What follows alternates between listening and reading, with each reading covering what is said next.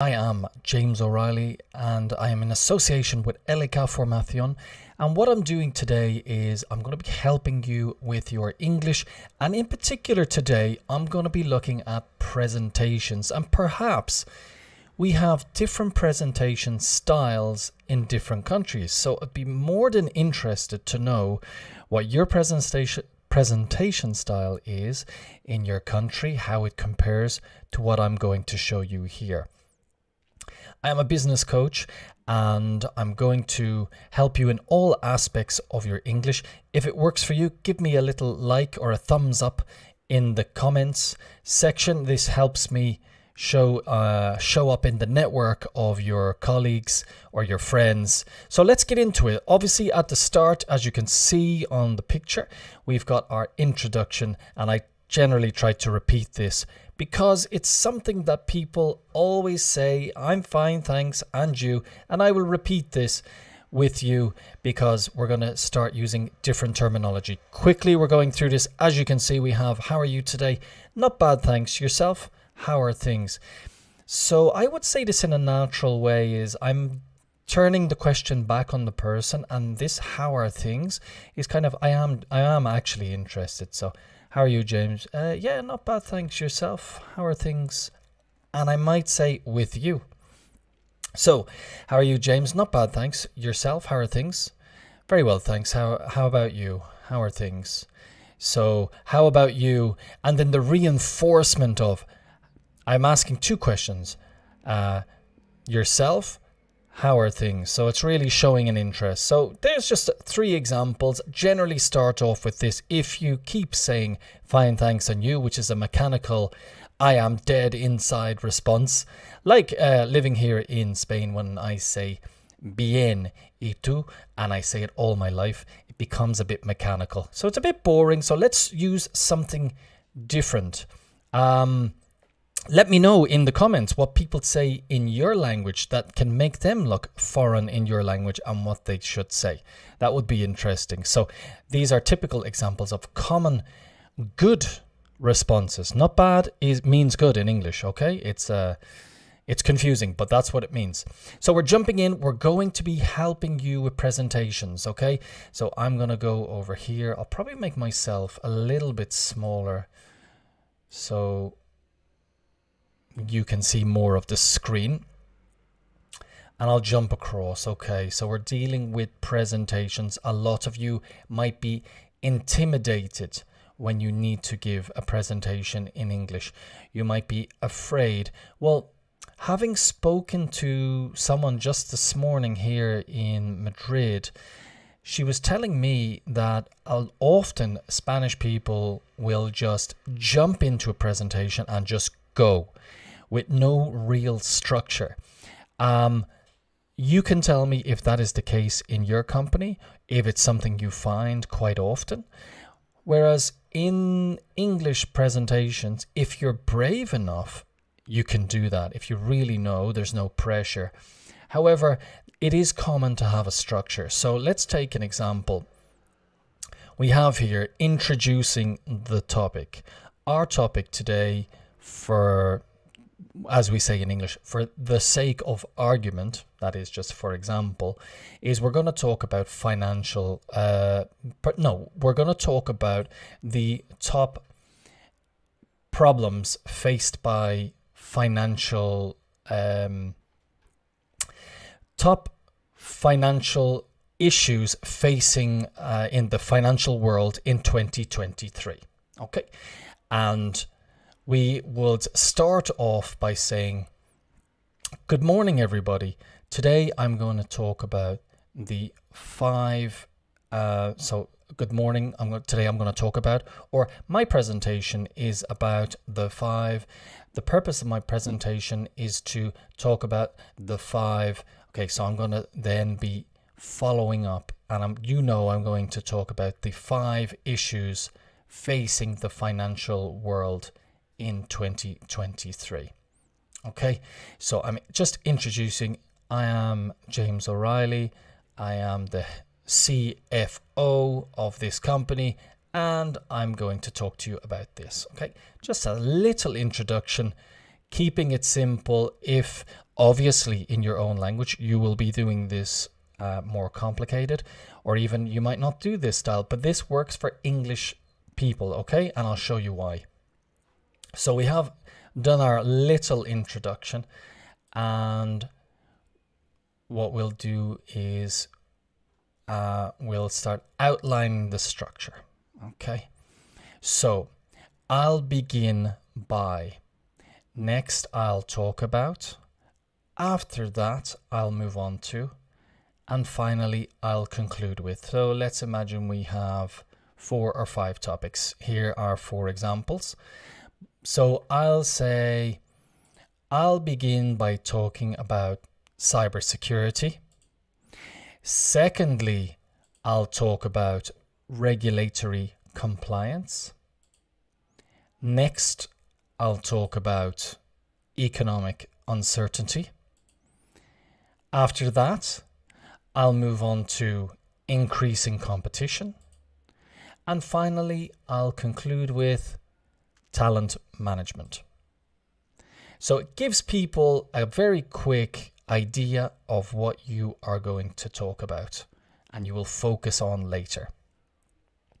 So if we, again, we could do a presentation and we're moving from cybersecurity, we end up talking about regulatory compliance, increasing competition.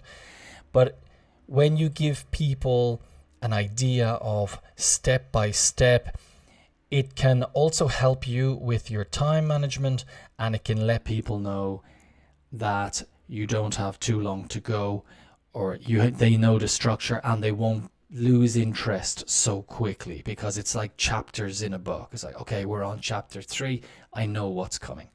So if, let's say, we are talking about the financial area, here we are giving an overview. To start, let me give you some background information. Before we dive into details, let me give you a broad overview of. Next, we have the main points of my presentation are, and in summary, I will be covering. Okay, so in this case, we could say, to start, let me give you some background information on the 5 financial capitals in the world at the moment. Before we dive into details, let me give you a broad overview of the 5 financial capitals of the world right now. Broad overview means, a broad means big, and overview is like the picture. Okay.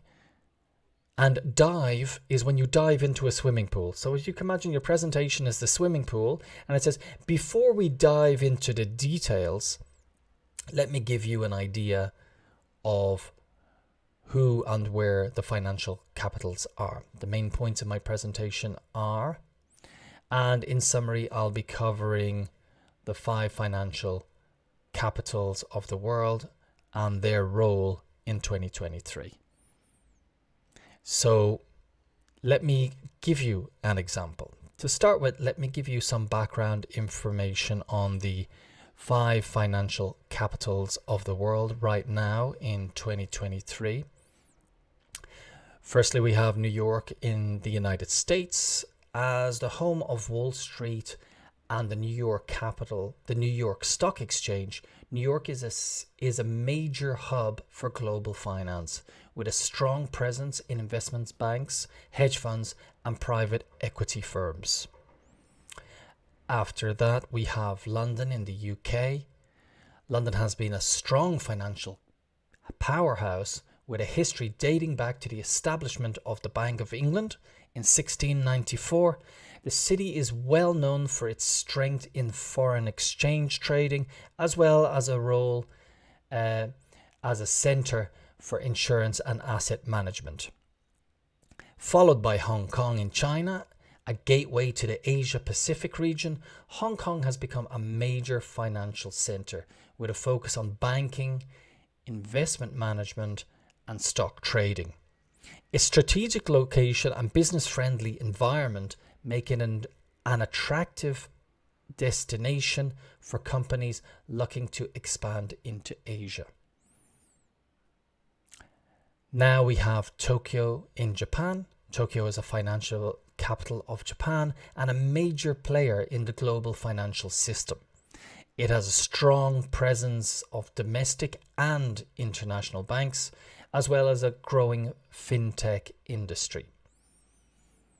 And lastly, we have Singapore, which has emerged as a major financial center in recent years, thanks to a stable political environment, skilled workforce, and business-friendly regulations.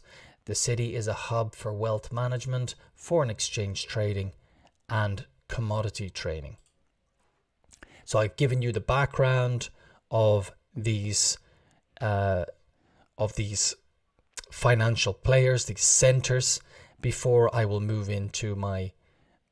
So now you have an idea in a world sense where we are looking at these 5 different areas and those, how each of those are going to deal with the challenges of 2023. How are they going to deal with cybersecurity, regulatory compliance, economic uncertainty, increase in competition, and talent management? We'll move on now. And we have making comparisons. So now we're talking about the problems or the issues facing each of these areas, and we can make comparisons. So we'll talk about London, and we'll say this is in fact similar to what is happening right now in Japan in relation to cybersecurity. Or it might be different, and we have London is having issues with cybersecurity. This is in contrast. So in contrast is different. This is in contrast to Singapore, which is well known as being a leader in cybersecurity. When we compare London to New York, so now we're making a comparison. So London is like this, and New York is like this. So when we compare London to New York, we can see that they are going in the same direction. They are making the same decisions. In contrast to Hong Kong, which is going in a different direction and focusing on this area. When we look at Hong Kong, similarly in Singapore, they are using the same ideas. So it will be the same, similarly, or this is similar to, and in contrast, or when compared to. Very useful and very nice in presentations, because you can say on the other hand, which is quite common, but these are nice words. Now listen, I would say keeping it simple is key, because it more than likely won't be your own language, and I'm giving you a lot of information here. I would say the key things here from this presentation is just the structure and saying first, second, next, after that, and finally. You can come back and look at this for more ideas when you become more comfortable. The structure is great, and making comparisons, this is an extra. Okay, we don't want you to look at this and then think, oh, I can't do that, it's too difficult, I won't remember. That's fine. You can use easier words. The best thing, obviously, is keep it simple. The KISS, KISS in English, means the acronym KISS, KISS, means keep it simple, stupid.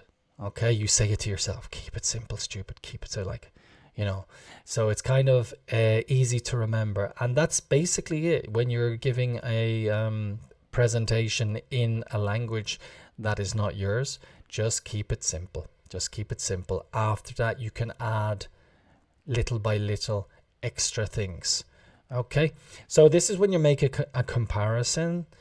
Often people will say however, or on the other hand, and that's absolutely fine. These are nice for later when you get more confident.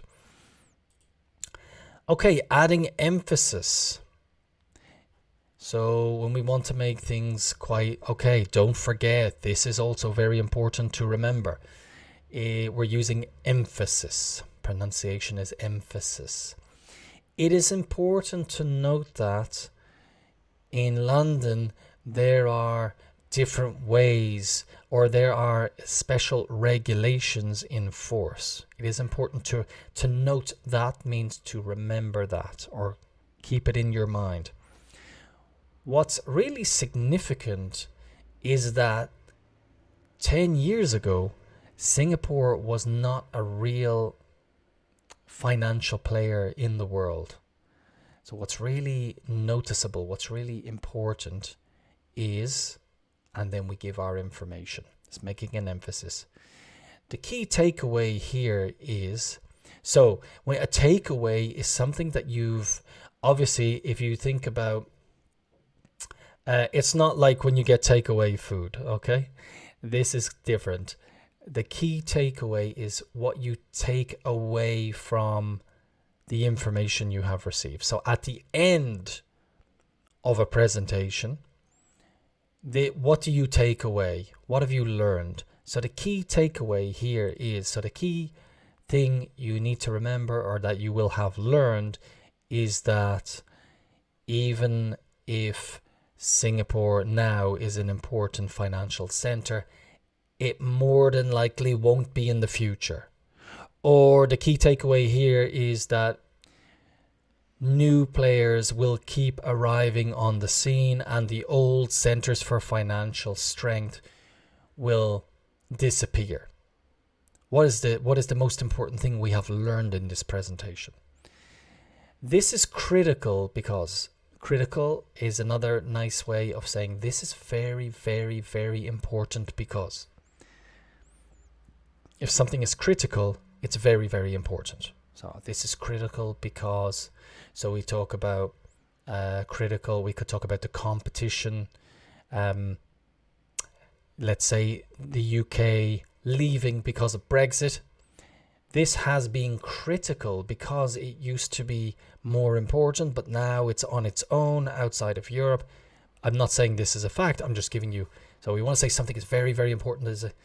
This is critical because. Okay, let's move on. And then we come to the end of our presentation. You can conclude. In conclusion, I'd like to summarize the main points. So to summarize the main points is, we have, just to give a quick talk about quickly what we have learned. To wrap up, let me just say, this is very common to say, to wrap up. We use this phrasal verb very often. If you imagine you have a gift, you wrap the gift. You wrap with the paper. And to wrap up, often people will make this sign. If someone's presenting and I do this, it will mean wrap it up, or like this. Wrap it up, like finish. So to finish, to wrap up, let me just say, all of these financial institutions are very important, and they more than likely will be in the coming decade. Thank you for your attention, and I'm happy to answer any questions you may have.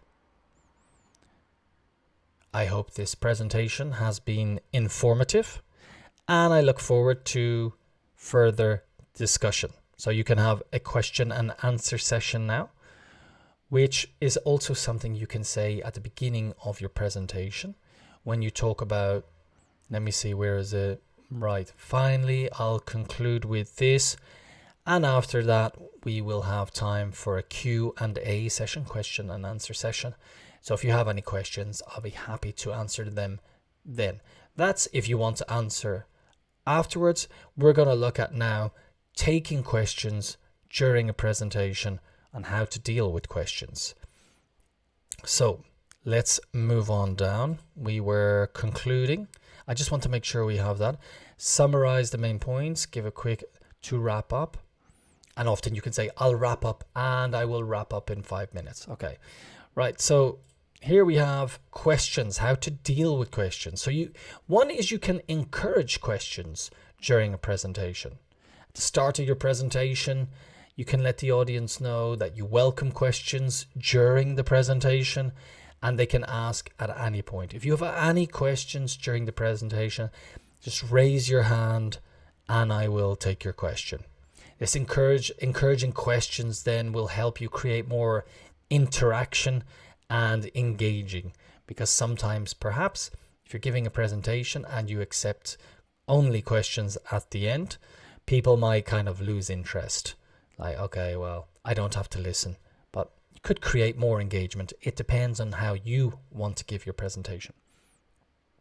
When someone asks a question, and I'll give you a little tip as well, if you don't know who I am, what we generally do in English, it could be the same in your own language, is, for example, today I'm wearing a light blue shirt and I put up my hand and you say, yes, sir, the man in the light blue shirt, go ahead. Go ahead means yes, like please. We wouldn't normally, if I say please, there is something behind that's missing, and that please is go ahead. So I would say even the please is not so common in English. Say, yes, sir, in the light blue shirt, go ahead, or please go ahead. The please on its own is not so, it's not left on its own. It needs to continue, okay? So please go ahead. Please. So if you want to say please, which a lot of people do, say please, go ahead, okay? Repeat the question. So I'm interested in knowing what okay. Now, the rest of the room probably didn't hear. So if the person asks a question, it's essential to ensure that everyone in the audience can hear it. So repeat the question before answering so that everyone is on the same page. Everyone is reading from the same book. So if someone asks a question, I can't really hear. So, or I heard, but I'm not sure over there, I'll just say, so the gentleman has just asked if I believe Japan will be the leading center in the Asia region in the next decade. So I'm repeating the question to the room. That's quite a useful one, because then people will be talking, what did he say? What did he say? Or losing interest if they don't hear. Clarify the question. If the question is not clear, ask the person to clarify what they mean, and this will help you provide a good, accurate answer. So if they ask something and you're not sure if they mean Hong Kong, Japan, or Singapore, I'll say, could you just clarify the question a little bit for me? Are you talking more about the Asia region or just Hong Kong specifically? And then I'll say, just Hong Kong specifically, just Hong Kong. So, okay, thank you. So the gentleman would like to know if we see Hong Kong as the major player in the Asia region in the next 2 to 3 years. Repeating the question. So if the person asks them to clarify, and if you want to say it quickly, because you don't know the words, say, could you clarify that, please? Okay, let's just keep it simple. Could you clarify that for me, please? Stay on topic.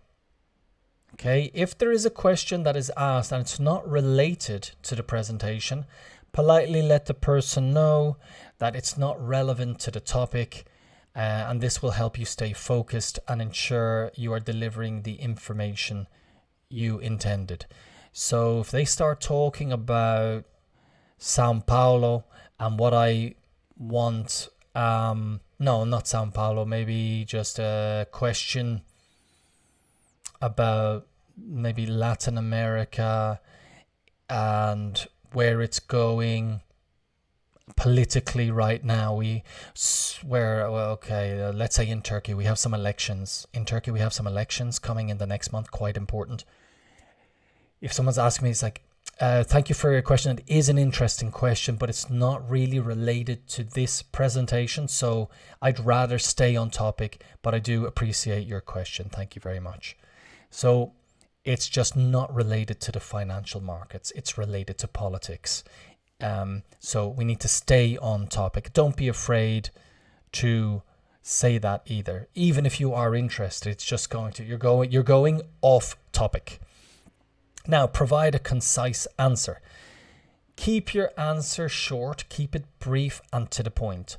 Long, rambling answers can be confusing and may cause the audience to lose interest. Okay, keep it short and sweet. Okay, keep your answers brief and to the point, short and sweet. That's what you want if it helps you remember. Okay, and on to the last two then. Don't be afraid to say, I don't know. If you don't know the answer to a question, it's definitely okay to say, I don't know. Honesty is the best policy, and your audience will appreciate that honesty or your candor. It depends on the culture. I would say this when you're talking to an English audience or people where I'm familiar with, honesty is the best policy. I do have worked in Istanbul where I felt, depending on how people see you, they want you to know all the answers. But in English speaking countries, saying I don't know, but I can find that out for you at a later time, or I'll get back to you on it. Saying I don't know is absolutely fine. It's better than people seeing that you are just rambling and giving some answer. If you don't know, say it, move on. Manage time. Be mindful of the time you have available for your presentation, and manage time for questions accordingly. If you have a lot of questions, consider taking a few after the presentation or scheduling a follow-up session, okay? So let's say, for example, we have too many questions now during the presentation. Now is the time when you can say, okay, just so I can fit in all the topics to my presentation, I'll be taking questions now at the end of the presentation. Or let me get back to you on that. Let me get back to you at the end of the presentation because I will need to wrap up in 10 minutes. So I hope this has been useful for you today. You're not going to remember everything, of course, but what I would say is just remembering this particular structure, let people know this is what I'm going to talk about right out off the bat. This, and this very quickly. Don't have to give details. And then say, okay, so let's start with our main point. You can then start getting better and better. But again, keep it simple. That's the best policy, to be honest. When it's not your own language, it will make it easier to understand. People know where you're going, and I hope that's been helpful for you. We will look at this again in the future, because it also helps when you are in a meeting and you want to keep talking. A lot of these things can be quite useful. So that's it for today. I hope it was useful. Give me a thumbs up. Recommend the channel to any of your colleagues if you think it will help them. And I shall see you guys very soon. So have a great day, and if you're living here in Spain, have a great long weekend, and I'll be back next week with more from the Business English Hour. Okay, so take care, and I'll see you soon. Bye bye.